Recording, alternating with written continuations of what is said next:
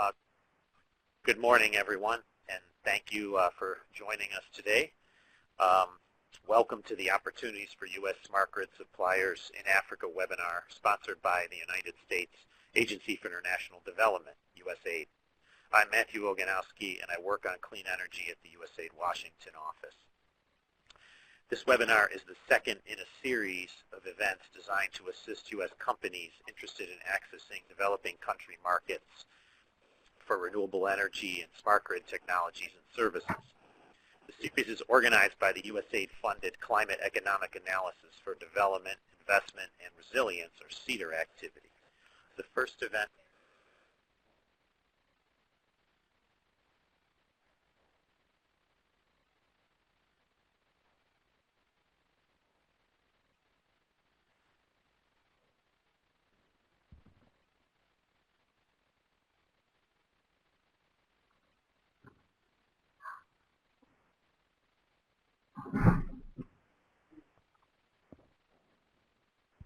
Apologies, we experienced some technical difficulties. This series is organized by the USAID-funded Climate Economic Analysis for Development, Investment, and Resilience, or CEADIR activity. The first event was the forum held in Denver, Colorado in May of 2018. The next will be a half-day event that will take place next Tuesday, March 12th, here in Washington, D.C. You can register online at the link that's displayed on your screen, and this will be in your in the presentation, so we encourage you to sign up.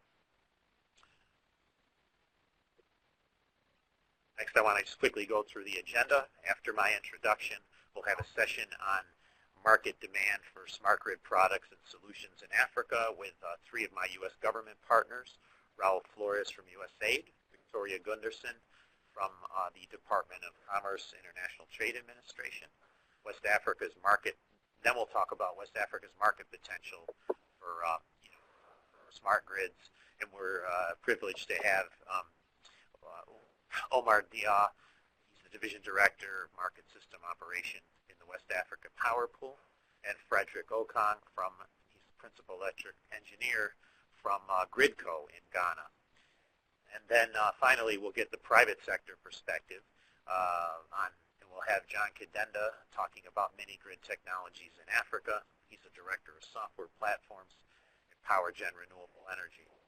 So we'll discuss that for about an hour or a little after, and then we'll have an open forum and some of the questions you submitted, and hope to have a good discussion.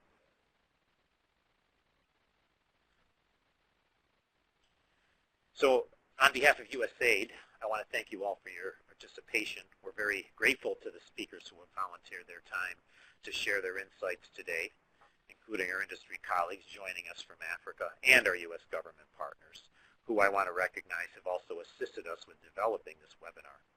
I also thank our implementing partners for the CEADIR activity, Crown Agents USA and Apt Associates, and our media sponsor, Bloomberg NEF, and Eric Hyman, who is the Contracting Officer's Representative and Activity Manager for CEADIR at USAID. I will begin with a few words about the U.S. government's work in this area. The United States works closely with other countries to help them deploy renewable and other clean energy sources, and to gain access to and use fossil fuels more cleanly and efficiently. Energy programs funded by USAID engage developing countries toward improving energy markets and environmental protection. This helps put these countries on a pathway to self-reliance by increasing access to affordable modern energy services, creating economic opportunity, and furthering energy independence. This webinar represents yet another step in USAID's active and ongoing engagement with the private sector, which is fundamental to our approach in development and clean energy. The presentations to follow from my U.S. government colleagues will highlight some of these partnerships. Now, I would like to set the scene with a few words about smart grids. They encompass a very diverse range of systems and technologies, but I like to quote the following definition taken from the 2018 Top Markets Report by Vicki Gunderson's team at the International Trade Administration, which is that smart grids are a modernized electricity transmission and distribution network that includes two-way communication systems and enables the integration of technologies that will modernize the grid to improve its efficiency, reliability, sustainability and security. So smart grids are complex, distributed, and digitized, but most of all bidirectional, enabled through advanced metering infrastructure, or AMI. In emerging markets, smart grids have grown significantly in recent years. For example, a study by Northeast Group found over 40 million smart meters installed at end of 2017, with over 30 emerging markets countries undertaking large-scale AMI projects. Looking at Africa specifically, we see there are a number of areas that could be addressed through smart grid deployment. In sub-Saharan Africa, over 600 million people lack access to electricity, more than in any other region. Transmission and distribution losses in some countries are over 20%, and the region plans to add substantial renewable energy capacity, requiring major upgrades in the power infrastructure. Further, the International Energy Agency projects that investments of over $50 billion would be needed annually through 2030 to achieve electricity access for all globally, with nearly all of the additional investment directed to Africa.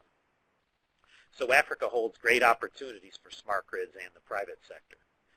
The ITA Commerce Department report ranked the top markets for U.S. firms in different smart grid categories. In transmission and distribution equipment, of the top 10 global markets, 3, Ghana, Morocco, and Ethiopia, are in Africa. In AMI, a recent paper by GE and Frost and Sullivan predicts a rapid expansion, with the number of smart meters in sub-Saharan Africa projected to grow nearly tenfold from current levels to over 5 million by 2030. But harnessing this potential, of course, will require addressing a number of barriers and challenges. And to help us understand these issues, today we're privileged to have our 6 respected experts from the power industry and the U.S. government. They will share their perspectives on the needs of utilities and grid managers in Africa in deploying smart grids to modernize their systems and integrate renewable energy sources, on opportunities for U.S. smart grid suppliers in Africa and other emerging markets, and assistance USAID and U.S. trade promotion agencies can offer. We are confident that you will find this webinar helpful. I will close by thanking you all again for the contribution you are making to USAID's development mission. We wish you a productive discussion. And with that, we are going to move to our first speaker, Raul Flores from USAID's Power Africa Initiative. Thank you, Raul. Thank you, Matt, and welcome to everyone joining us today. So, as Matt said, I'm with Power Africa. I'm the interagency team lead within USAID's Power Africa Coordinator's Office. What that basically means is where the interagency team works mostly is to facilitate the productive collaboration and coordination of all the interagency partners of Power Africa, of which there are 12, and some of which you'll be hearing from after I speak. Understanding that there's probably a varying degree of familiarity with what Power Africa does in our model, I'll give a brief primer, talk a bit about the work that we're doing in smart grid and grid modernization before turning things over to my interagency colleagues. So Power Africa, as I quickly mentioned, and moving on to the first slide, is the partnership of 12 U.S. government agencies coordinated by USAID, and we aim to bring the resources, expertise, and tools of those government agencies under 2 high-level common goals, the first being increased generation capacity to the tune of 30,000 megawatts and increased access to electricity to the tune of 60 million new connections in sub-Saharan Africa by 2030. We were launched in 2013 under the previous administration. We were codified in 2015 by Congress, and in 2018 we underwent a series of meetings with the current administration to sort of shift the tune of Power Africa, and I will get into that in a little bit later. The role of the coordinator's office basically has a few functions, one being to act as a one-stop shop for companies doing business in sub-Saharan Africa, and the idea being to cut through some of the bureaucratic red tape of working with the U.S. government for folks who kind of need an entry point. The other role being a body that can align the strategic vision and resources of the U.S. government in order to maximize our efficiencies and resources. For instance, we could take USAID technical assistance and ideally align that to where projects that USTDA is providing a grant for, or OPIC is financing, and so forth. But given the enormous amount of investment needed to achieve universal access in sub-Saharan Africa, this isn't really just a USG initiative. So we're entirely predicated on partnerships with the private sector where most of the financing will come from, and we have about 145 to now I think up to 150 private sector partners. We've partnered with 17 bilateral, multilateral partners everywhere from the World Bank to bilateral governments such as Norway, Sweden, CEDIR, the UK, and others. A good starting point to introduce yourself to Power Africa and see what each of these entities, whether it be the U.S. government or these bilateral, multilateral partners, brings to the table in terms of technical assistance, financing, and otherwise, is on our website. So we have a document called the Power Africa Toolbox, and it's sortable by type of resource that you're looking for and who provides that resource and the point of contact as well. Moving on. So I had mentioned a little bit about the change in Power Africa from one administration to the next. So in 2018, we launched what we call Power Africa 2.0. And if you look at this as 1.0 versus 2.0, so the previous model of Power Africa is very deal-driven, very transaction-driven. The idea was that there need to be more viable and bankable projects across sub-Saharan Africa. So we invested a lot in project prep facilities. We invested a lot in transaction advisors to support private sector in development projects. We invested a lot in capacity building to negotiate power purchase agreements and so forth. The idea of 2.0 is to dig a little deeper into the other ingredients that are necessary to catalyze investments and increase generation and access, which are, again, Power Africa's goals. These include doing more outreach to U.S. companies, more outreach to the private sector in general, as well as improving enabling environments and investment, whether that be through better planning, working with countries on their integrated resource planning, integration of variable renewable energy, capacity building and training for key decision makers, and so forth.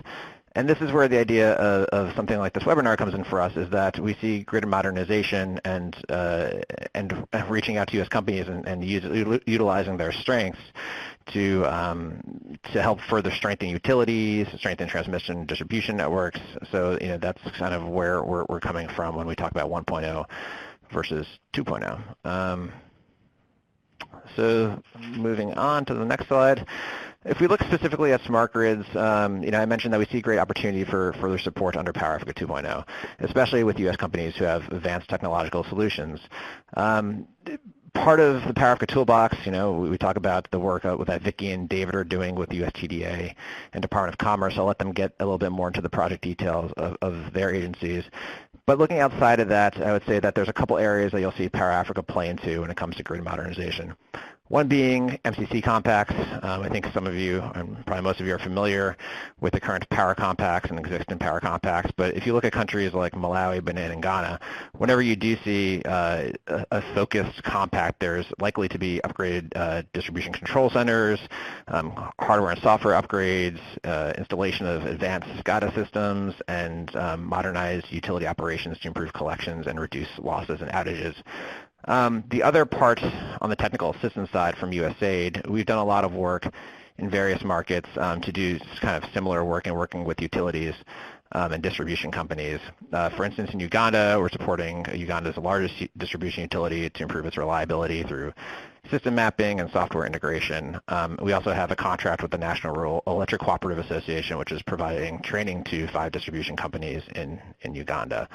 In Nigeria, we've embedded 11 technical advisors to 4 separate distribution companies, which have resulted in losses decreasing about 11 to 12 percentage points on average. Some of this was just better practices in terms of billing, collections, training, community engagement, but also demonstrated the need for advanced metering and better distribution systems and networks. And I think David will talk about one specific story of USTDA's work in Nigeria, which tells that story a little bit more and the impact that advanced metering had. So with that, I'll say and I'll leave you with, as we work to improve investment climates and expand technical assistance to utilities and distribution companies, it's critical that we learn from the companies, from you guys and from U.S. companies, how we can support you, how can your technology be applied in sub-Saharan Africa, and what are the barriers to your investment. Although we work collectively with folks from Commerce and TDA, USAID is a development agency.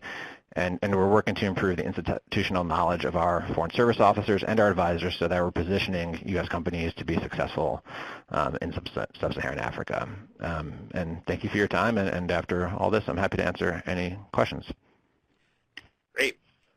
Thank you, Raul, for that very helpful and detailed intro to Power Africa. Next, we have Vicki Gunderson from the Department of Commerce. Welcome, Vicki. Thank you, Matt. As Matt mentioned, my name is Vicki Gunderson, and I work at the U.S. Department of Commerce's International Trade Administration. For those unfamiliar, the Trade Administration is tasked with creating prosperity by strengthening the international competitiveness of U.S. industry, promoting trade and investment, and ensuring fair trade and compliance with trade laws and agreements. At its top-line message, we remove policy barriers abroad that inhibit U.S. companies from being successful overseas, connect U.S. firms to pre-screened buyers and global opportunities to sell and export U.S. products. We advocate for U.S. firms and their ability to be successful in government tenders abroad, and we promote foreign direct investment in the United States to strengthen U.S. industry and our global competitiveness. How we do this, and really the unparalleled network is what we have. And so the U.S. Department of Commerce's International Trade Administration has more than 100 offices across the United States poised to work with U.S. firms in your backyard. So I saw people based in Colorado. We have an office in Denver. We have people in Arizona, Florida, Texas, et cetera, who are poised to work with U.S. companies in your local place. On the other side, we also have a network of professionals around the world. So we have staff located in embassies and consulates in more than 86 countries around the world and more than 140 different offices. So it's two sides of the same coin. Many offices domestically, offices overseas, who are there to facilitate and connect the global network. Specifically in the context of this conversation in sub-Saharan Africa, we have a handful of professionals that are poised and ready to talk with U.S. firms and connect them to local buyers. I also noticed we have a handful of people located on the continent. So if you're located in Africa and do not know our staff on the ground, please do reach out. They're here to connect you to U.S. companies on the other side. What's exciting for ITA specifically in sub-Saharan Africa is in 2017, according to the International Energy Agency, $9 billion were invested in transmission and distribution networks, giving growth trends in economic growth, electricity demand, as well as two-thirds of the continent, sub-Saharan Africa, populations lacking access to electricity. That $9 billion is poised to grow over the coming years. And we're interested in making sure that U.S. companies are well-positioned with their services and tools to tap that existing market. How we do that is a variety of different tools. So the International Trade Administration has a variety of offerings for U.S. exporters, as well as information available for overseas counterparts. Tools include trade data and statistics that you can find on export.gov, products, as Matt mentioned, and I believe is in the resource guide, the top market reports, export jobs reports, country commercial guides that give you content and information on any particular market that you're looking in globally. We have programmatic activities where we facilitate pre-screened buyers with U.S. companies. We hold webinars. We have trade missions, workshops, a variety of different programmatic activities, as well as feed into Raul, as Raul mentioned, interagency government initiatives such as Power Africa or others across the region. The way that we work to connect is an offering of customized services, helping to set up meetings, promoting your company, a U.S. company, providing an opportunity to bring people in to have a promotional conversation on the ground. We can help you find a partner or a distributor. We can offer advocacy services. So there's a variety of different tools that are offered depending on your need, depending on the market, and depending on what you're interested in. So just to close, and I think if you take two things away from my presentation, one is that there's someone in your backyard to talk to, whether you're located in the United States or located in a country around the world. Get to know our team, get to know our staff.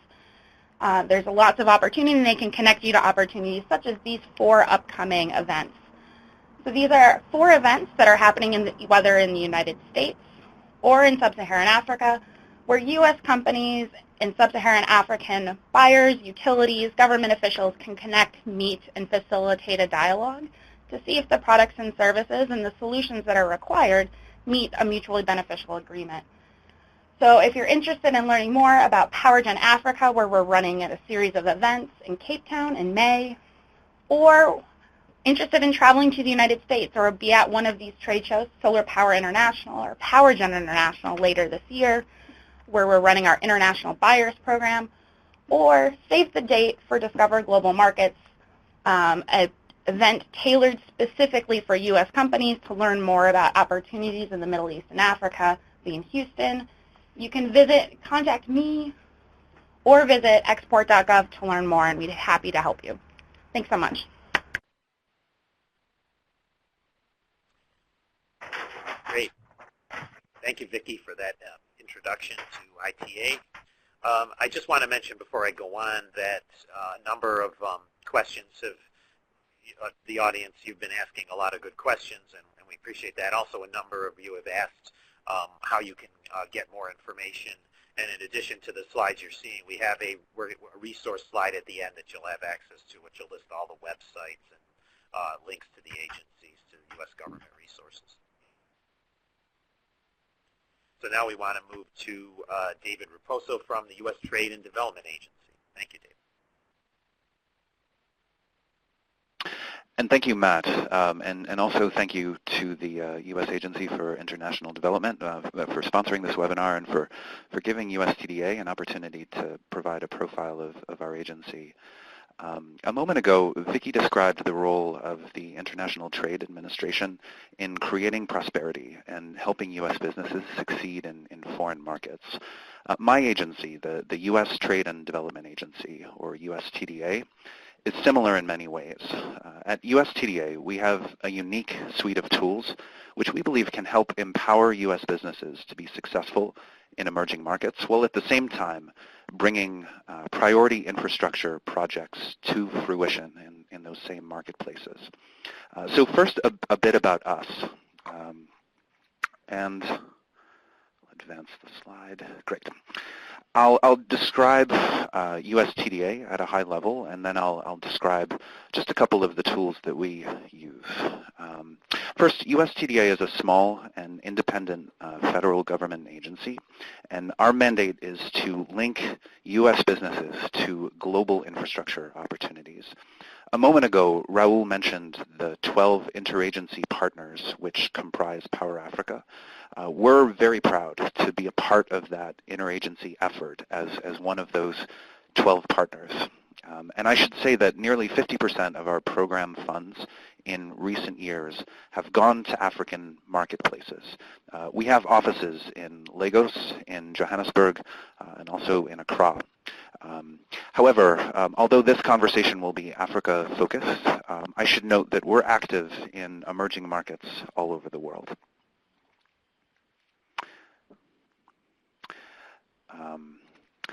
So a bit about the tools that we use to create opportunities for U.S. businesses and to affect development impact and change in emerging markets. First, the agency hosts what we call reverse trade missions. These reverse trade missions, or RTMs, bring together foreign delegations to the U.S. in advance of major requests for proposals or procurement activities.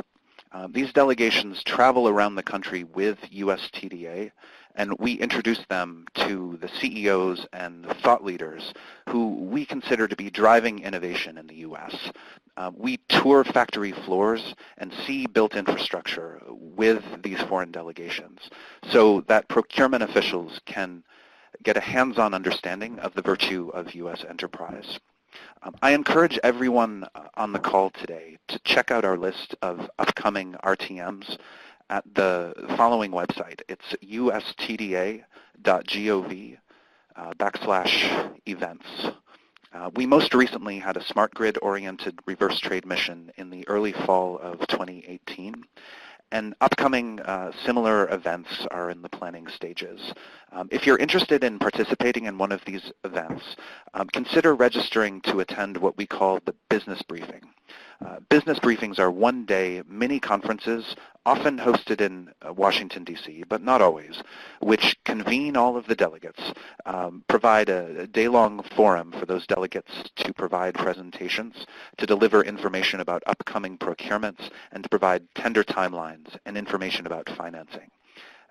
They also provide a great opportunity for one-on-one networking where you can meet with decision makers and discuss how your products and services can potentially meet their needs. So in addition to reverse trade missions, I'd say that we're also very well known for the feasibility studies that we sponsor. So the majority of our program budget is tied up in these kinds of studies. In summary, I'll say that we enter into grant agreements with infrastructure project promoters who are based in qualifying emerging markets, and then we help those firms connect with U.S. contractors to complete a mutually agreed upon scope of work.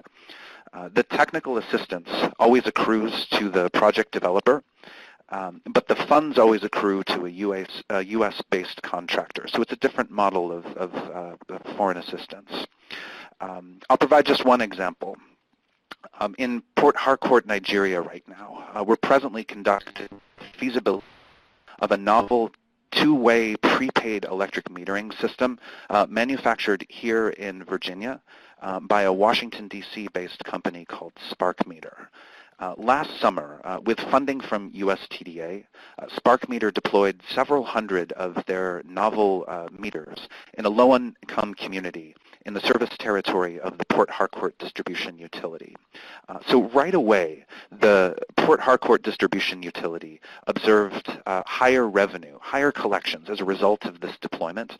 So they placed an order for 100,000 more.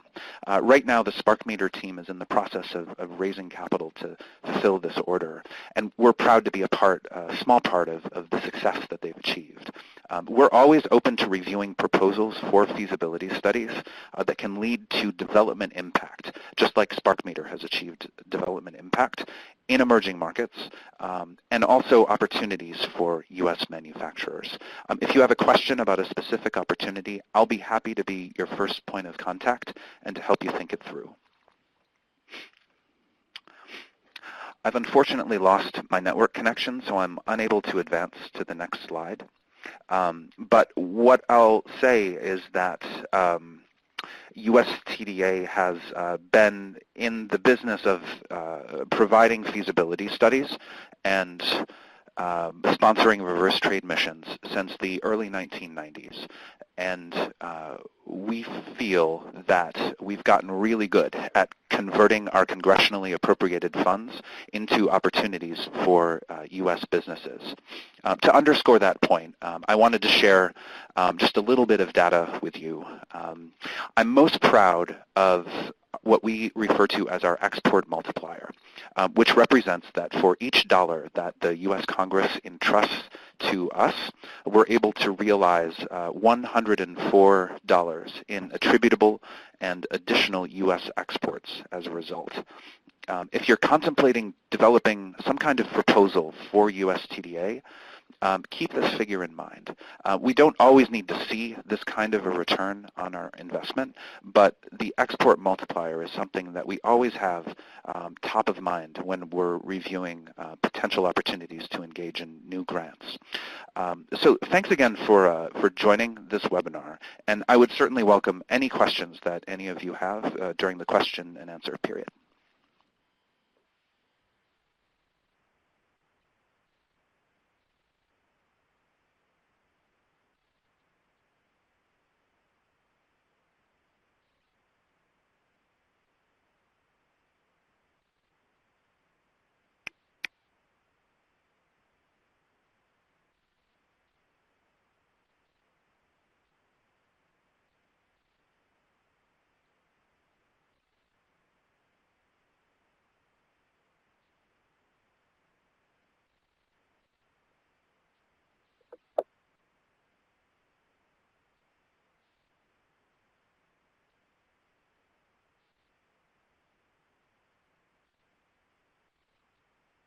Thank you, David. I think your discussion of USTDA was a really good, and the services you offer in terms of linking U.S. firms like SparkMeter with those who can utilize their products and services in Africa is a really good lead into our next session. But before I do that, I just want to give a thank you and a shout out to and recognize the different countries that are calling in. We've got participants from all over the world, in Africa, Ghana, Rwanda, Morocco, and some other countries. Some participants in Europe like Finland and Canada, and we appreciate you all tuning in from your different time zones. Thank you. And with that, we will now have our presentations and get the perspective from West Africa from two recognized experts. The first speaker will be Omar Dia, and he's from the West Africa Power Pool. Thank you, Omar. The fundamental vision for which the West Africa Power Pool cover 15 countries in West Africa, from Senegal to Nigeria, Senegal in the west, to Nigeria in the eastern part of the region. The mission is to promote and develop infrastructure for power generation and transmission, but also to ensure coordination of electricity power exchange between equal member states. We do so by developing a master plan, regional master plan, in a cyclic way of 4 to 5 years. The last master plan is the one we have prepared for the period going from 2019 to 2033.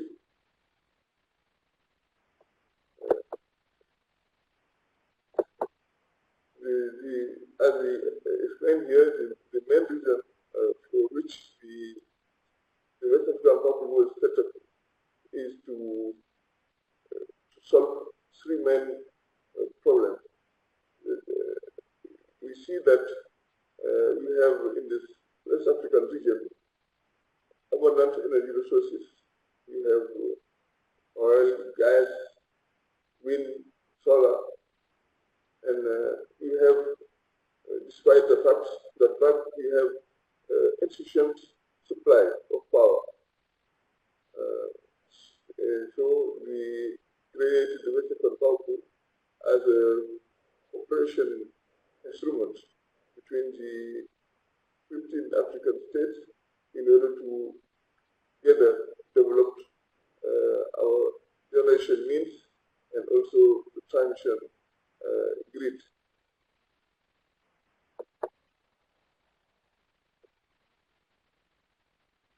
So the objective, as I say,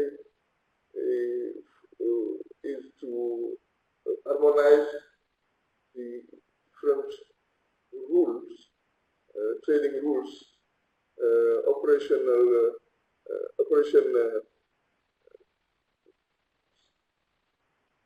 methods and rules and standards so that we can interconnect and synchronize our grids.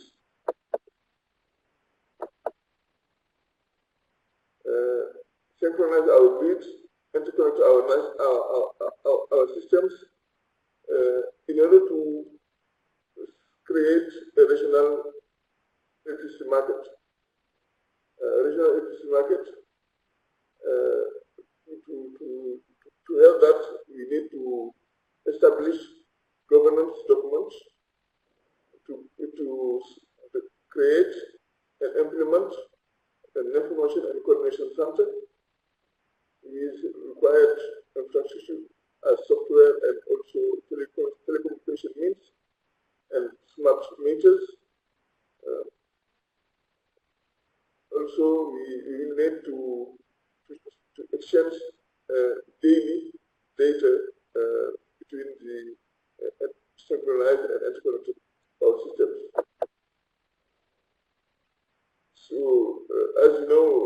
electricity market is something relatively new in the sub-region. That's why we have decided to evolve through three phases. The phase one of the market, which has started last June, is a phase where transactions are done by the means of bilateral contracts. And we also consider during the phase that transaction tariff will be negotiated between parties. And all the trade in this phase also will be trade between neighboring countries. In the second phase now, we will have trade between non-adjacent countries, and power will flow from country A to country D through country B and C, or even more. And the phase three will be the phase where you have competition in the trade of electricity distribution, which is looking at full developed market we will have in West Africa. This is a way to enable increase of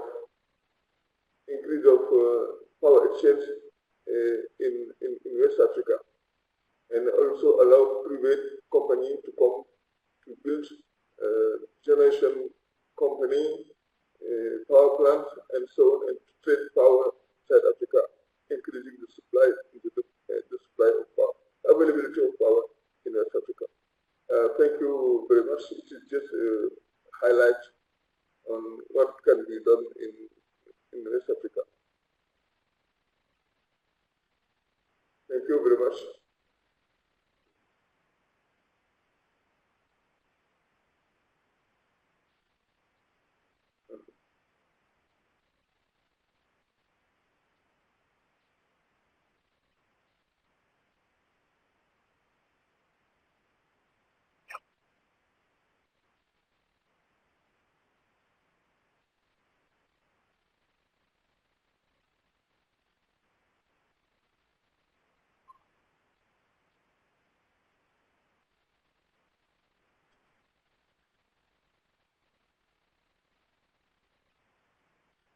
Thank you. Hello and good afternoon or good morning to everyone present. I thank you so much for this opportunity. I work with Ghana Grid Company in Ghana, West Africa, and I'm currently in system planning as the acting manager. Just a brief of Ghana Grid Company. In 2006, Ghana Grid Company was formed out of the Volta River Authority, the utility that was handling power generation, transmission, and some distribution in Ghana. So in 2008, we became fully operational as a public limited liability company. And currently, GRIDCO is in charge of Ghana's transmission assets and also acts as the system operator for Ghana.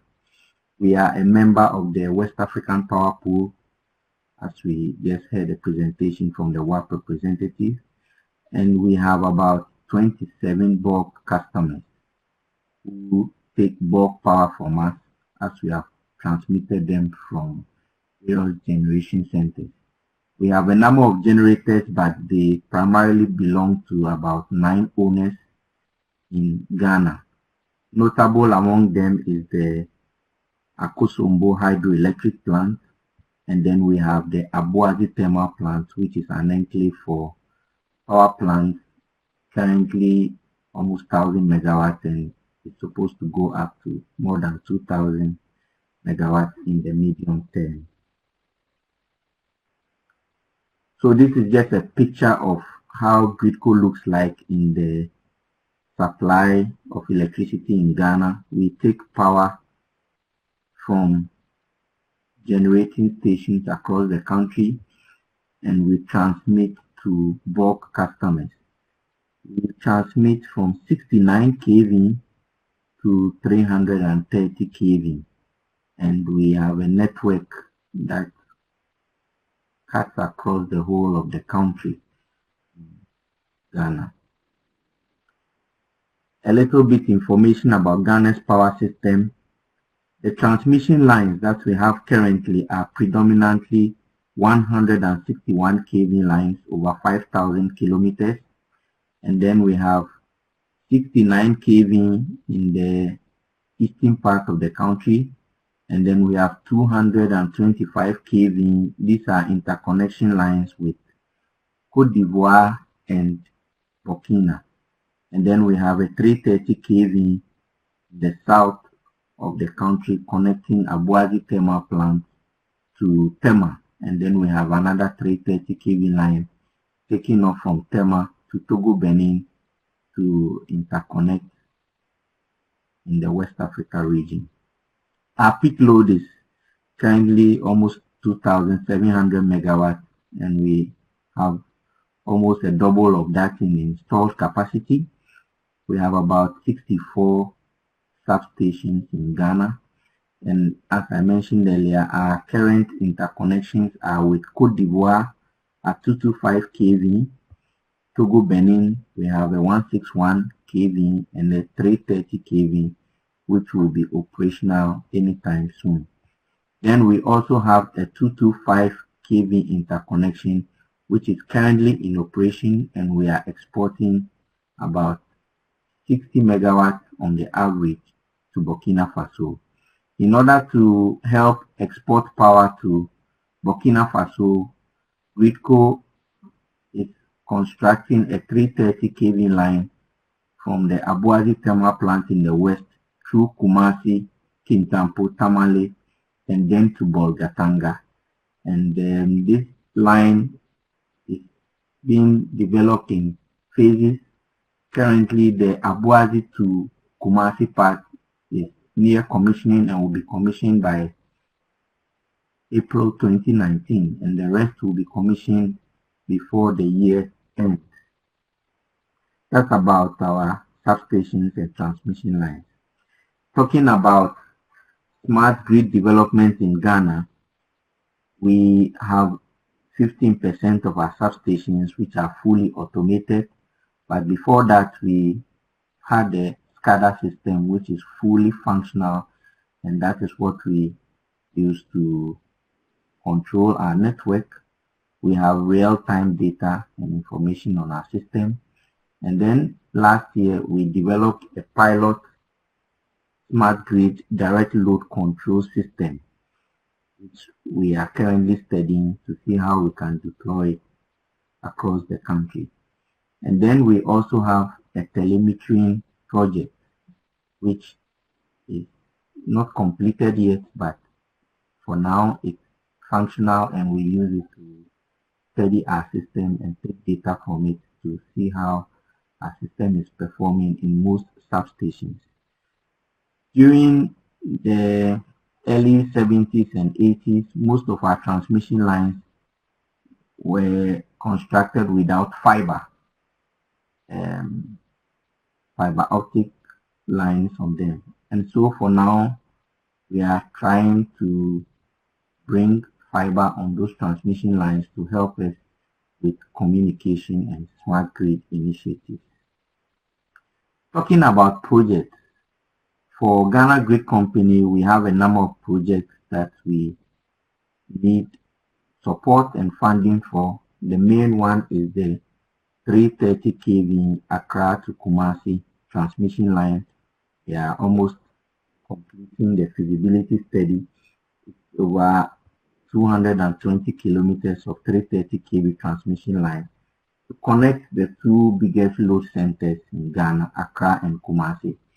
Currently, we have a 330 kV from the Abuazi thermal plant to Tema, and then the 330 from Abuazi to Kumasi will also be ready next month. So then we want to complete the triangle or a 330 kV loop in the southern portion of Ghana with this 330 kV line. It is also a line that will evacuate a lot of renewables in the eastern part of the country, about 300 megawatts of wind in the Adana area. The other transmission line we'd like to talk about is the 161 kV from Abuazi Thermal Plant all the way to Pristia. This is an existing line, but currently it is mostly overloaded and connects a lot of mining firms and communities. So with the energization of the Abuazi to Kumasi line, we have an opportunity to reconstruct these lines again to high capacity transmission lines. Then we have the 161 kV Asiepe Pando KJB line. This is found in the eastern part of the grid.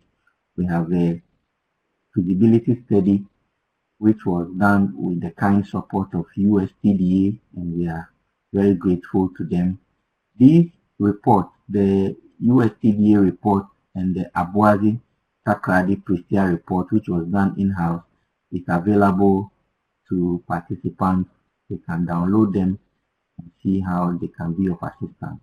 And then the remaining projects, which are shown there, are for communication in order to be able to string fiber on the transmission lines that do not have fiber, and also to develop data centers with the fiber network. And then we also need to back up our system control center. These are the projects that GRIDCO currently want to embark on, and we will be grateful if we get some support from the US partners if they are available to help. So on this note, I want to thank everybody and to say that if you need to get more information from GRIDCO, you can kindly send me an email to frederick.okan@gridcogeniate.com, and we'll be glad to be in touch with you and see how we can continue to collaborate. Thank you very much.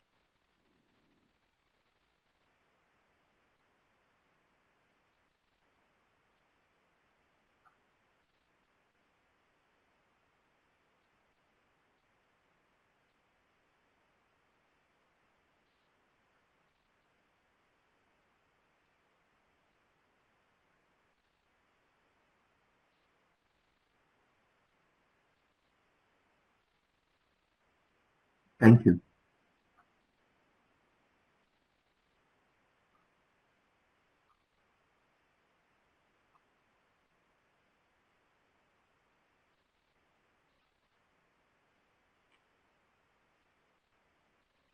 Thank you, Frederick. That was a very helpful presentation.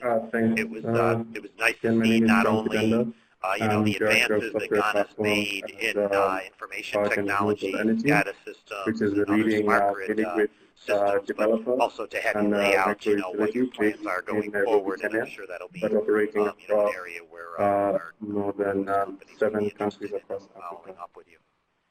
So thank you to our two. Thank you to our two West Africa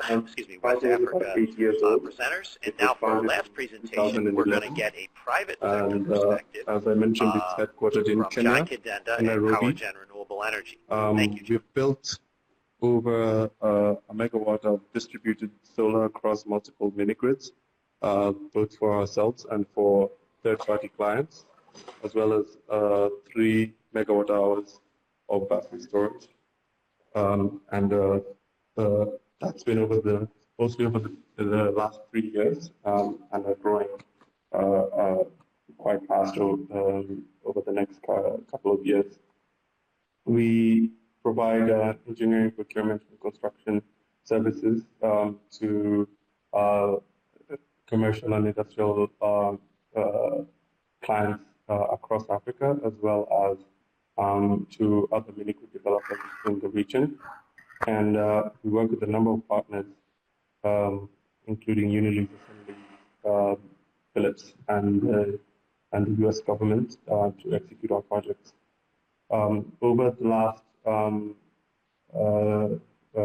to 6 years, we've raised over $5 million worth of project finance to deploy these mini-grids. And this is primarily going into our mini-grid operations, where we currently manage upwards of 10,000 households, which we have connected to reliable 24/7 AC power that is ready for productive uses. So that's anything from running maize mills to angle grinders and welding machines, in addition to lighting and other typical household uses.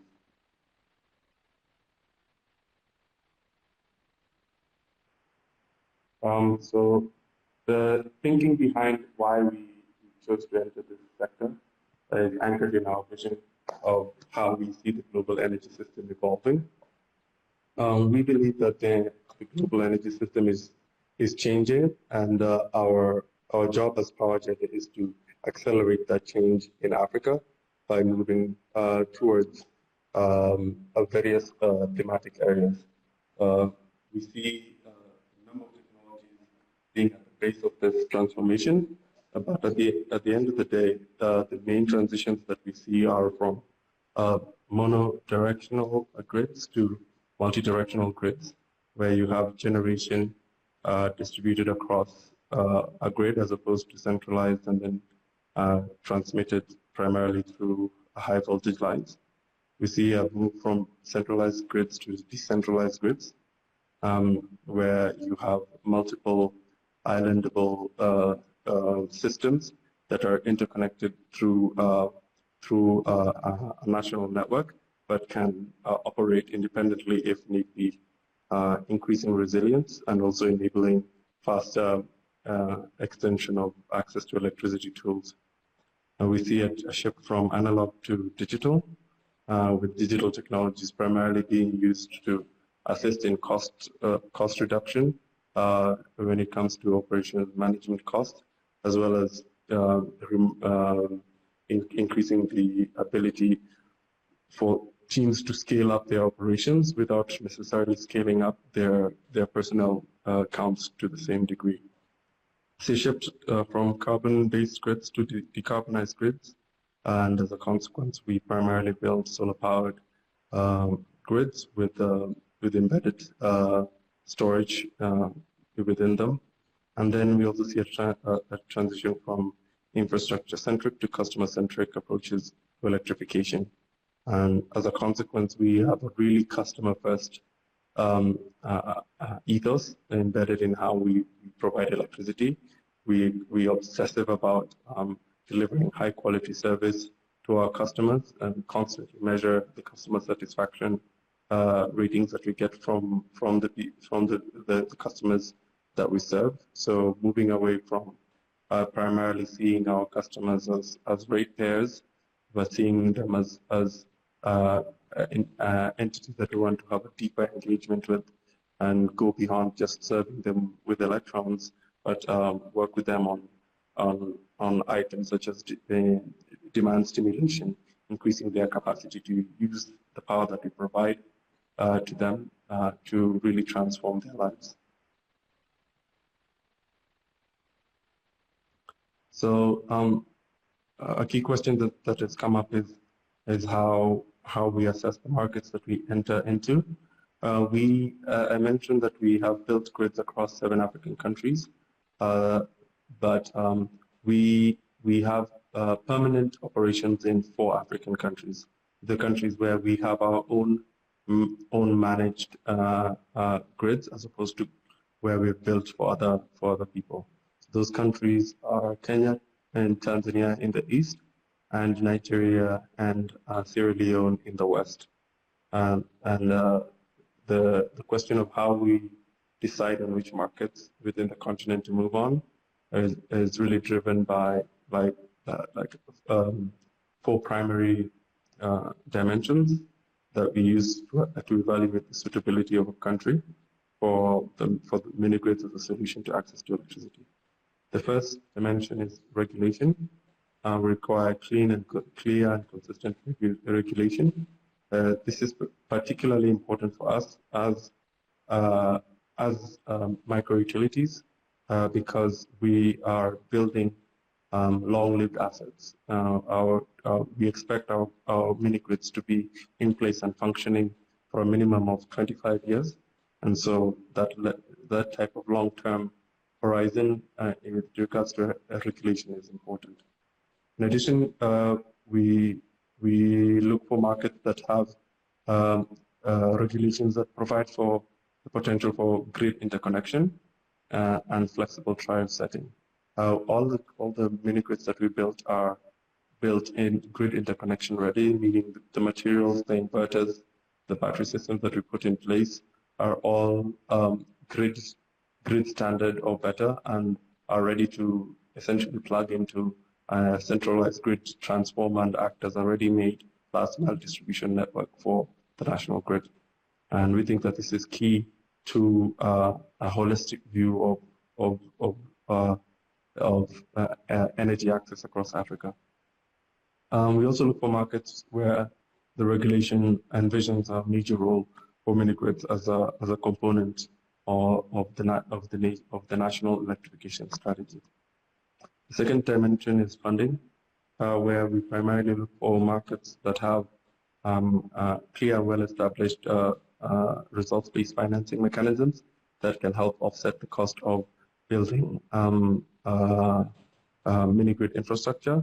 As many of you know, doing rural electrification, whether that's in Africa or in the US or in Europe or in Asia, has always been a business that has been cross-subsidized by high income, easier to serve customers within urban populations. And so the financing mechanisms that can provide that type of support for private entities that are engaged in the business of rural electrification is quite key for us. We also look for markets that either have cost-reflective tariffs or have effective tariff subsidy mechanisms that can then again make it viable for us to provide electricity at a cost that is affordable to rural customers, while also making the business model financially viable as a for-profit business. In addition, for funding, we look for environments that have a level of local debt equity or grant support for access to electricity programs. The third dimension that we look for in country selection is partnerships. We are quite keen on countries that have at least a sizable ecosystem of local developers, industry sector enablers, and technology partners that we can leverage to deploy our systems. This can be other EPC firms, incubators for electricity access companies, and robust mobile network operators.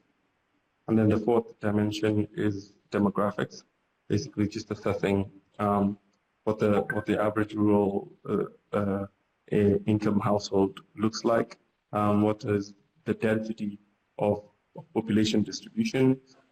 This is particularly key for mini-grid developers because the more dense the rural pockets of population are, the more viable the model is on a cost per connection basis. The size of households, which can also give an indication on available income and ability to spend on power, and then the overall population size of the country, which can inform the path to scale within a particular country.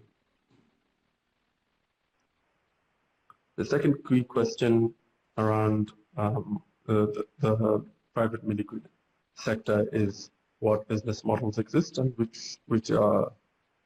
what does each type of business model entail.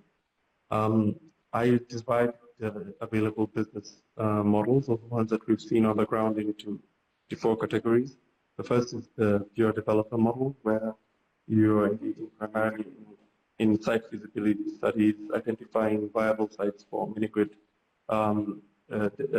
development, you're doing capital raising, and you're doing a lot of the licensing and permitting and local government engagement to get a site ready for the deployment of a mini-grid. That's on one end of the spectrum. On the other end of the spectrum, you have the micro-utility model, where you come in once a site has been identified, a mini-grid has been built, and you primarily engage in the business of managing the customer, the mini-grid customer, in terms of doing maintenance and operations, doing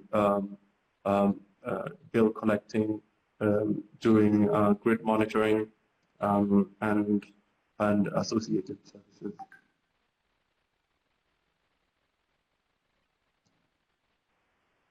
The third model is the EPC model, the engineering, procurement, and construction model, where you're in the middle of the spectrum. So you're essentially doing the building once a site has been identified as a promising mini-grid location. You're doing the procurement, you're importing all the materials that are necessary, you're doing the load sizing and technical design, and then you do a bit of the operations and maintenance of the system, primarily on the power generation side, as opposed to the power consumption, as opposed to the customer level, sorry. And then the fourth is a hybrid model where you do part or all of the preceding three models. This is where PowerGen sits. We straddle everything from development through EPC for both residential and commercial and industrial, onto the micro-utility model where we're managing the customers. And we think that this gives us flexibility to really tailor our approach to the particularities of each market that we enter.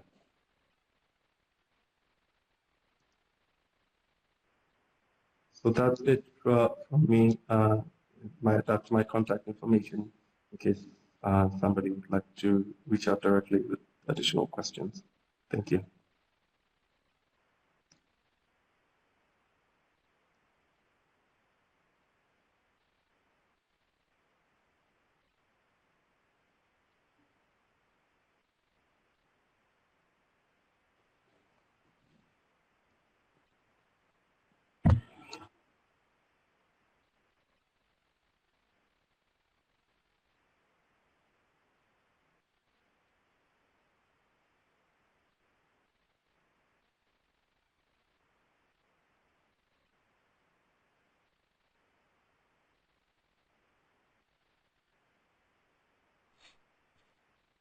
Great. Thank you, John. That was really helpful. Appreciate your giving, you basically offered a roadmap for companies to, both in terms of assessing markets and considering different business models. And I think that'll be really helpful for our private sector participants. So as I mentioned, we have a couple slides with resources that will be in the PowerPoint deck here. The first one CEADIR will go over at the end, and then you'll also see the slide of the U.S. Smart Grid resources that I referred to earlier. In the meantime, we have about half an hour for an open forum for questions, and I see a number of the participants. You've submitted some really good questions, and I'll start off with some of those. And again, big thank you to all 6 of our presenters, and look forward to your responses. So I'll start with a few that came from the participants. I guess a couple questions that we look at, the general question of evaluating smart grid projects and looking at some of the challenges. From Jack Whittier from Jacobs Engineering asks, for smart grid projects that have an operating history, so far are the benefits in This line is with David expectations? Raposo from the Why or U.S. why Trade not? and Development Agency. And I would my like to colleague comment Mark on the individual from asks, CH2, what I are some believe, of the who asked a frequent question smart about grid applications the for observed transmission benefits of distribution smart grid that are engagements. relevant in particular for My perspective is financially limited, and I would stressed certainly welcome utilities that may have input some from issues others there. in this regard. But So I it'd would be like to great say that the investments that we've get, made in the smart grid perspective. are, I'd and in ask mini-grid our, technologies as well. Those are some of the investments where we've seen let the me start most with our compelling government colleagues development and see if they have impact perspectives. stories as a result, and some interesting export opportunities for American businesses as well. When I gave my presentation, I described the opportunity with the Spark Meter team. That's one that we're very proud of course, for a lot of good reasons. But the development impact one, I think, is perhaps foremost among them. What the Port Harcourt distribution utility was able to observe as a result of that intervention was that the prepaid two-way meters installed by the Spark Meter team were able to help the distribution utility realize better revenue collection, which is an enabler of system reinvestment. And system reinvestment in turn enables better service delivery, which in turn enables yet better revenue collection. The Spark Meter engagement from the perspective of the Port Harcourt distribution utility was an engagement that kick-started this virtuous cycle of system reinvestment leading to better revenues. And that was one of the reasons why they were in such a hurry to scale it up. I'd certainly welcome, though, like I said, the input from others.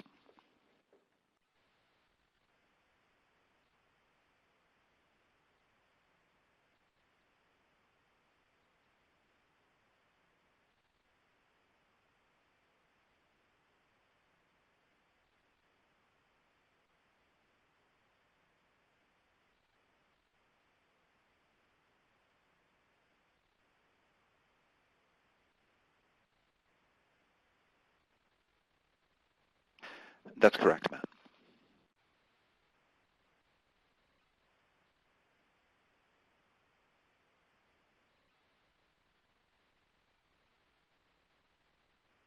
So just to jump Sure, in this here, is Vicki. David, I think David's so narrative about the Spark Meter example is a example, really again, positive one. The benefits were There's definitely in line a number with, of good what you'd anticipated. stories to tell about and it was pilot really helpful for the projects, utility, and this could be a development model for finance other, to get back to the original question, options. I think one of the challenges, just to I think get at probably one of the questions or the core of the question, is that in sub-Saharan Africa and in many developed country contexts, without Vicki, some sort of concessional finance, we've seen the death by pilot example, and that really good pilots with good data have not always been deployed or rolled out more holistically across an entire market or service territory for a variety of different reasons, whether it's the cost associated, the lack of regulatory approval,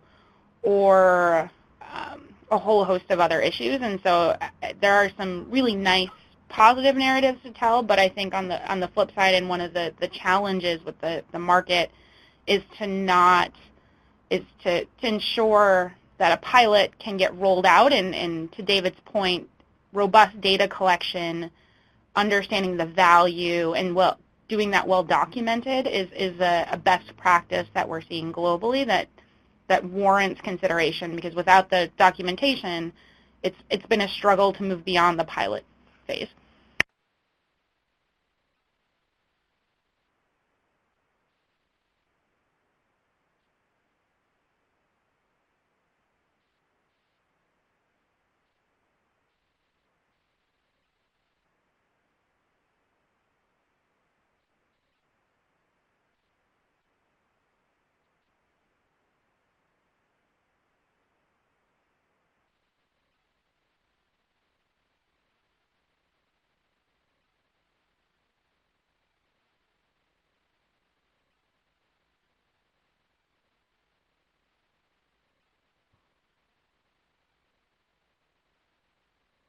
Thank you, Vicki. That's it's very helpful to know the importance, again, a well-planned pilot to make sure that it leads to a broader project. Because, you know, in Nigeria, we just while we're on the subject, I want to ask my West African colleagues, Omar and Frederick, do you have any perspectives on that from the work you've done with Smart Grid so far? Income is very low.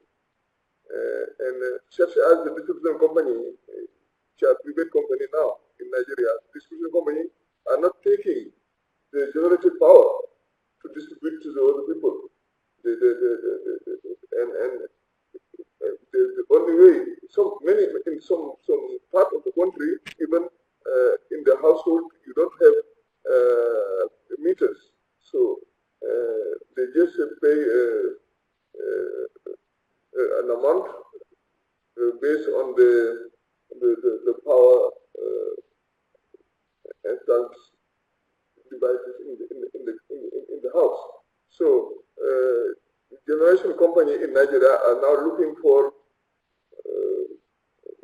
clients abroad, like in Niger, and or even in Togo and Benin, to try to export more power, because all the generated power in Nigeria cannot be consumed by the DISCO, that is the distribution company. So I think increasing the collection of the collection in the distribution side will help the transmission and also the generation company in Nigeria. And we have the same problem in the other country. If you go to Guinea-Bissau, you have the same problem. You have to go to Guinea-Conakry, you have also the same problem. That's why we have now developing a project in collaboration with GIZ in order to reduce losses, distribution losses in maybe I can say in all the 15 countries in West Africa. Because as you say in the introduction, the loss in distribution is often more than 20%. This cannot be good for us as we are trying to develop regional market. Because regional market needs good company creditworthiness of distribution company. And this is a big problem for us. We are trying to develop projects in order to help distribution company to be in a better condition. So the perspective of this kind of action is a very I think meaningful and very good perspective in the future in West Africa. This is what I can add on the subject. Okay.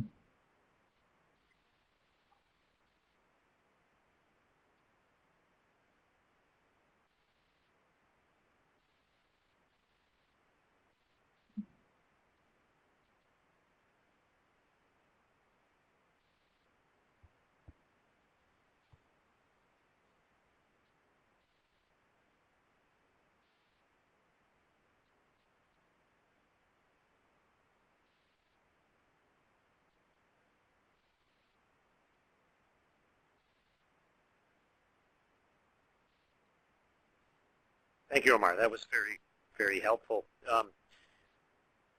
Any other perspectives on this question, or else I think I'll take another question.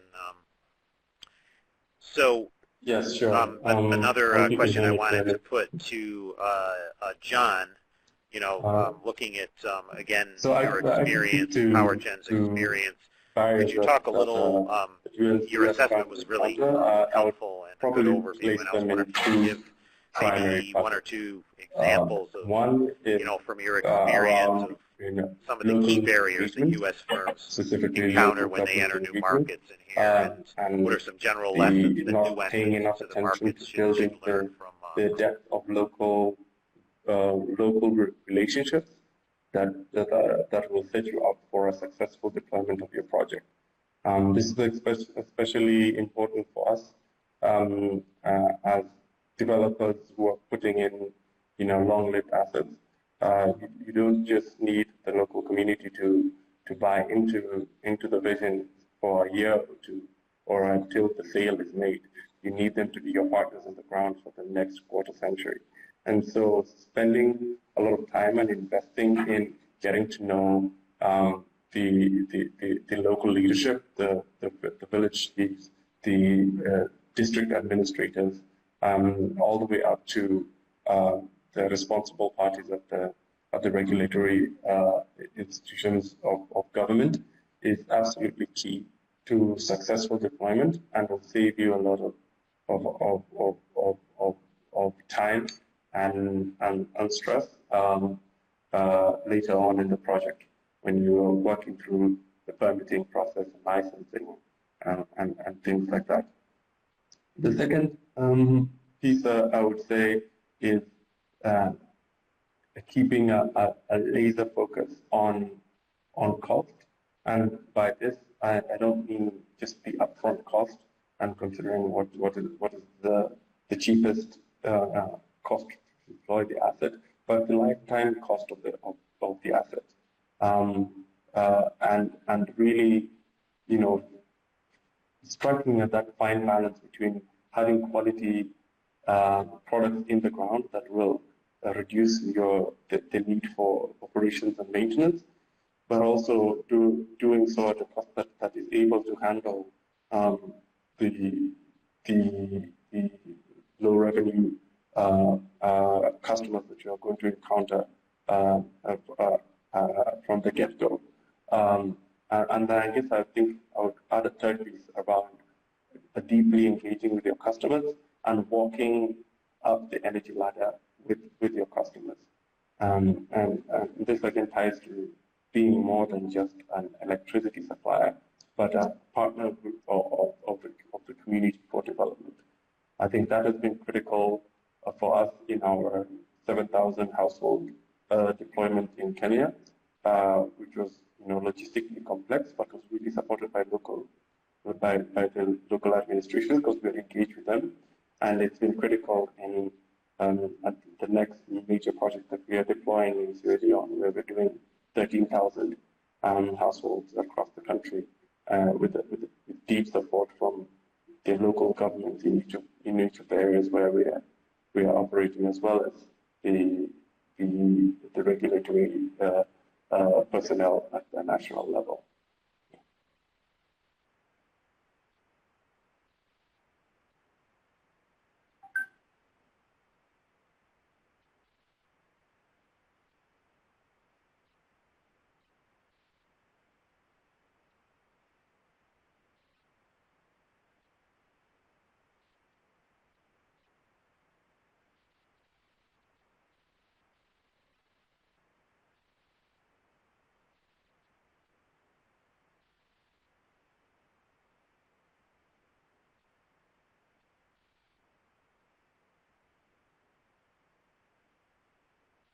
Thank you, John. That was a very detailed and helpful response, and so we can conclude that from your experience, building a really strong local relationship network of relationships and having a holistic approach and building broad partnerships is really important and fundamental to achievement in this space.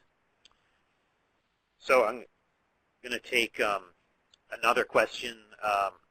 My colleague Ravi Vora submitted a few questions, and he asked about, with specific respect to West Africa, what's the role of integrated energy planning and defining opportunities for, on and off-grid distributed Can I make a point? And smart grids and their management. Omar? And yes. Tied in with that, Ravi with regard to integration in West Africa, or on the West African Power Pool, as Omar mentioned, we just updated the West African Power Pool Master Plan.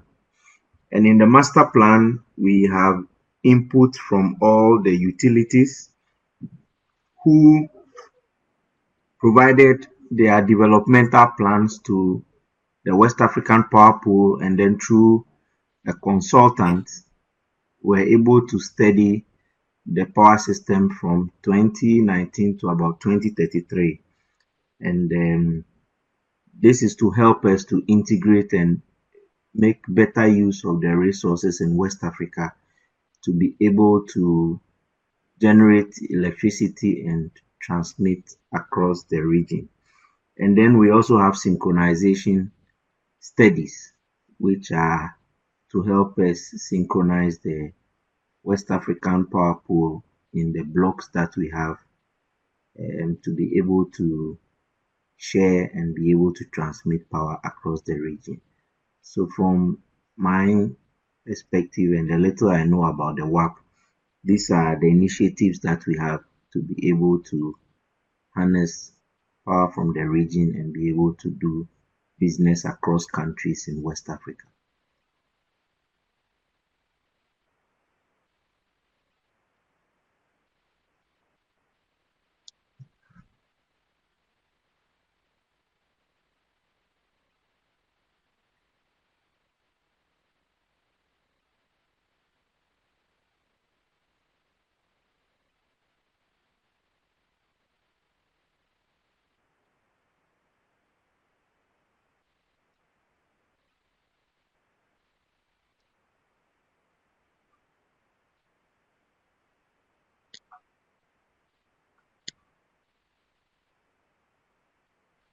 Thank you, Frederick. Omar, did you want to comment?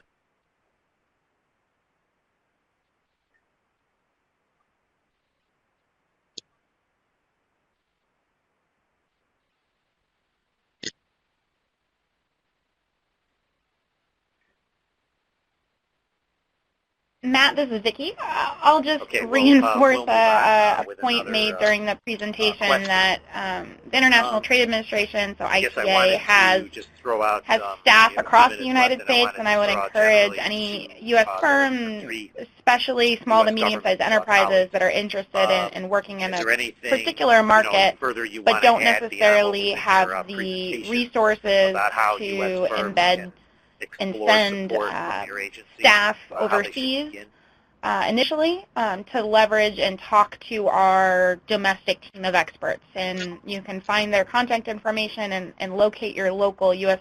Export Assistance Center at export.gov. But really, it's a one-stop shop that then connects you to the Power Africa one-stop shop and the U.S. government for Sub-Saharan Africa and the rest of the world.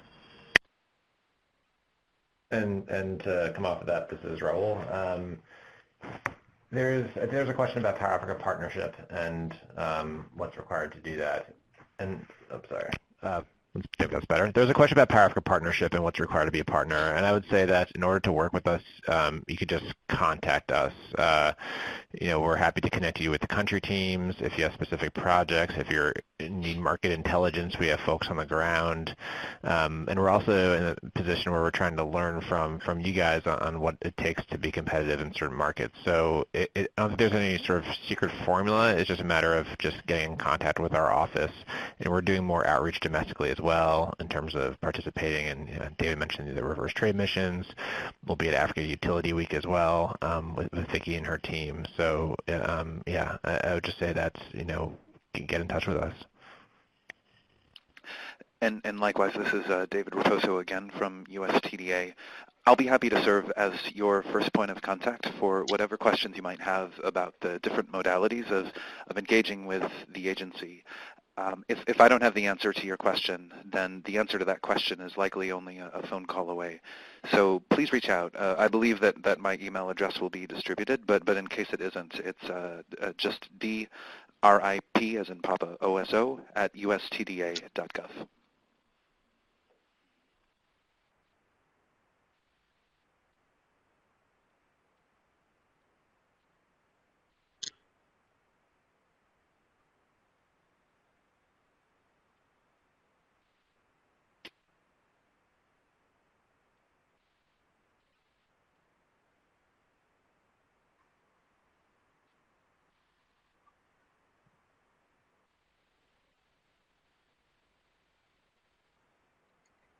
Yes, they can follow up with Ghana Grid Company or with the West African Power Pool. Most of the interconnection projects are coordinated from the West African A Power follow-up Pool. question for So if Frederick. you contact Similar West to that, African Power in Pool, terms of they the will grid play a lead reinforcement role to projects you mentioned, and I guess give this is you also for access to Omar as well in terms the of the countries that elements of are the in that master plan. project, and then you can Should participate. U.S. firms But interested for follow up directly with individual you, projects within if they're countries interested in and getting as more well as information? the interconnection project, you can as well contact myself and Ghana Grid Company.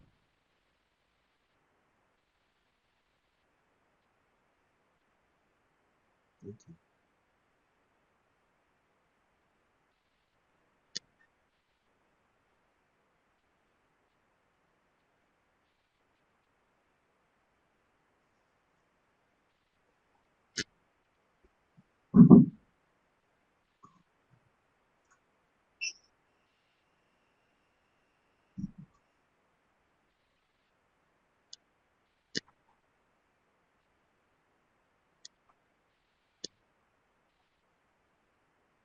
Great, thank you. And I guess there was one other general question that we received that I wanted to ask put out there for any of our presenters who wish to respond, which is particularly of interest, to us at USAID because it gets to the core of our development mission, whether it's clean energy or other areas. And this question is from Hassan Bari from Morocco. The key to that and Hassan asks, how can we deal with poverty, in particular when you need electricity that's people not living in just rural areas have trouble meeting their energy costs? And I guess the corollary to that here is how can smart grids help to address poverty in particular areas? A means for the consumer to generate income by providing services to the people in their community. So I've mentioned some things such as milling of maize or other types of grain, husking of rice, starting a barbershop, blending juices, cooling drinks, powering sound systems for entertainment venues and the like. These are all economic activities that are essentially impossible without the provision of electricity. But once electricity is provided, they provide means through which you can sort of kickstart economic activity that then gives your consumer the financial wherewithal to pay for your service. So that's one aspect. The other aspect is, again, being laser focused on cost, and that is where smart grids and digital technologies really shine. We find that the most expensive thing that you can do when serving rural mini-grid populations is to send an operations and management team out to the site to diagnose an issue or to fix it. If you can invest in infrastructure that makes it so that you can do diagnosis remotely and you can minimize the number of trips that your operations team need to make to the field, you save a ton of money. If you can diagnose remotely and have a local technician fix the issue instead of having somebody sent from head office, you save a ton of money.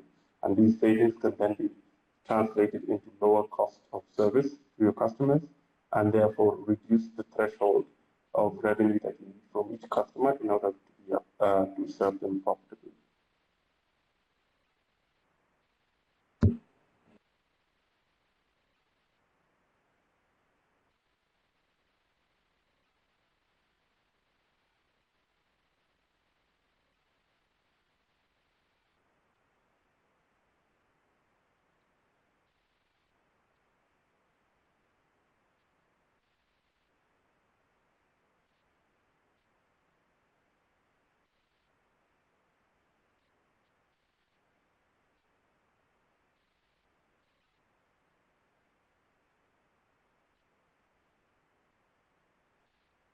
Thank you very much. Other comments on this question?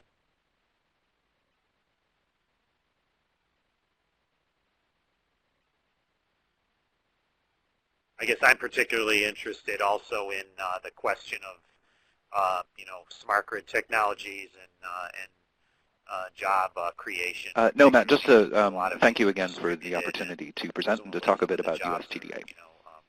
jobs will be distributed more so than if you have the traditional central grid. I don't know if any of you have any thoughts on that or others.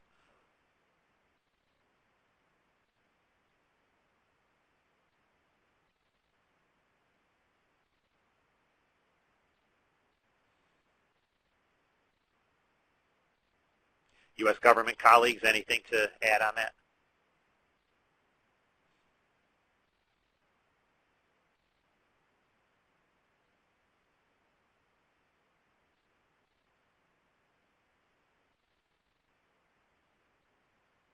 Very privileged to have you all. Thank you. Okay, well, with that, we will wrap up the webinar. Again, I want to thank you all for your participation. Thanks to, again, our U.S. government colleagues and our participants from the different countries. Frederick and Umar from West Africa, and John, great to get your private sector perspective. You know, feel free to follow up with me or with us and with any of our speakers. You'll see on the screen right now is the list of smart grid resources. These are